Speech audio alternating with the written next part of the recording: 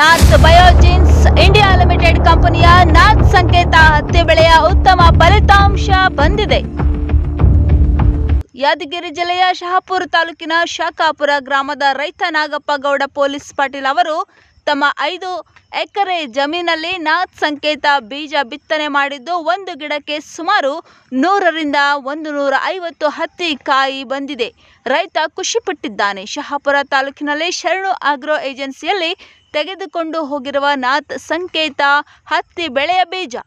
ಉತ್ತಮ ಬೆಳೆ ಬೆಳೆದ ನಾಗಪ್ಪ ಗೌಡ ಪೊಲೀಸ್ ಪಾಟೀಲ್ ಜಮೀನಿನಲ್ಲಿ ನಾಥ್ ಬಯೋಜಿನ್ಸ್ ಇಂಡಿಯಾ ಲಿಮಿಟೆಡ್ ಕಂಪನಿಯ ಅಧಿಕಾರಿಗಳು ನಾಥ್ ಸಂಕೇತ ಹತ್ತಿ ಬೆಳೆಯ ಕ್ಷೇತ್ರೋತ್ಸವ ಕಾರ್ಯಕ್ರಮದಲ್ಲಿ ಬೆಳ್ಳಿಯ ಖಡ್ಗ ಹಾಕಿ ಹರ್ಷ ವ್ಯಕ್ತಪಡಿಸಿದರು. ಈ ಸಂದರ್ಭದಲ್ಲಿ ಗುರುನಾಥ್ ರೆಡ್ಡಿ ದರ್ಶನಾಪುರ ಬೀಜ ವಿತರಣೆ ಮಾಡಿದ ಶರಣು ಆಗ್ರೋ ಏಜೆನ್ಸಿ ಮಾಲೀಕರಾದ ಶ್ರೀ ಯಮನಪ್ಪ ಗೌಡ ಅರಳಹಳ್ಳಿ, ಕೃಷಿ ವ್ಯಾಪಾರ ವರ್ತಕರ ಸಂಘದ ಶಹಾಪುರ ತಾಲೂಕು ಅಧ್ಯಕ್ಷ ಅಶೋಕ್ ರೆಡ್ಡಿ, ಲಿಂಗದಹಳ್ಳಿ ಗೌಡಪ್ಪ ಗೌಡ, ಮಾಪ ಪಾಟೀಲ್, ನಾಥ್ ಬಯೋಜಿನ್ಸ್ ಅಧಿಕಾರಿಗಳಾದ ಶ್ರೀ ಕೋಟೆಪ್ಪ ಬಿ, ಕರ್ನಾಟಕ ವಲಯ ವ್ಯವಸ್ಥಾಪಕರು ಹುಬ್ಬಳ್ಳಿ, ಶ್ರೀ ಸಿದ್ದರಾಮಪ್ಪ ಪಾಟೀಲ್ ಸೇಲ್ಸ್ ಆಫೀಸರ್ ಶಹಾಪುರ ಹಾಗೂ ರೈತರು, ಸಿಬ್ಬಂದಿ ವರ್ಗದವರು ಉಪಸ್ಥಿತರಿದ್ದರು.